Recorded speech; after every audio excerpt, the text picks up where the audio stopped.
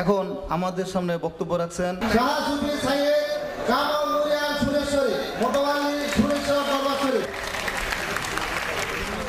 ঘুমিয়ে না থেকে সজাগ হয়ে যান। আমি মঞ্চ থেকে বাংলাদেশের বিভিন্ন দরবার শরীফের পীর মাশায়েখদেরকে আহ্বান জানাবো, আমাদের পিছনে ঘোড়া ধাপড়িয়ে চলে আসছে নবীর সেই শত্রুরা, অলির সেই শত্রুরা, সেই শত্রুদেরকে সামনে পিঠ ঘুরিয়ে সামনাসামনি করে আমাদের মোকাবেলা করতে হবে।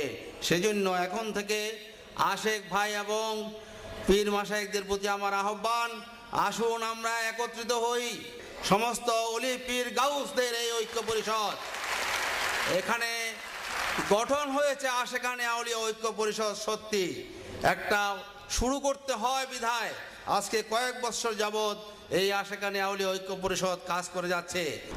নবীজির সম্মান করতে তারা চায় না, তারা ওই গোষ্ঠী যারা উপরে লেবাস মুসলমান মুমে শেখ ফরিদ বগল মেয়ে। সময় আসছে, আগামী কয়েকদিন পর নির্বাচন, আপনারা বুঝে শুনে নির্বাচন করবেন। আমি সমস্ত রাজনৈতিক দলের নেতাদেরকে এই মঞ্চ থেকে, এই ঐক্য পরিষদের মঞ্চ থেকে আহ্বান জানাবো, নির্বাচনের পূর্বেই শুধু আপনারা ওলি আল্লাহদের দরবারে গিয়ে দোয়া প্রার্থনা করেন। এই দেশ ওলি আল্লাহর দেশ, এই দেশ 12 আউলিয়ার দেশ, 360 আউলিয়ার দেশ। বিপদ যখন আসে আমরা দেখি রেডিওতে, টিভিতে যখন দেখা যায় যে সমুদ্রে নিম্নচাপের সৃষ্টি হয়েছে, ভীষণ গতিবেগে ঝড় আসতেছে, তখন রেডিওতে গান বাজনা দেয় না, শুধু একটাই গান শুনি, ওলি আল্লাহর বাংলাদেশ, শেখ ফরিদের বাংলাদেশ, রহম করো আল্লাহ, রহম করো আল্লাহ।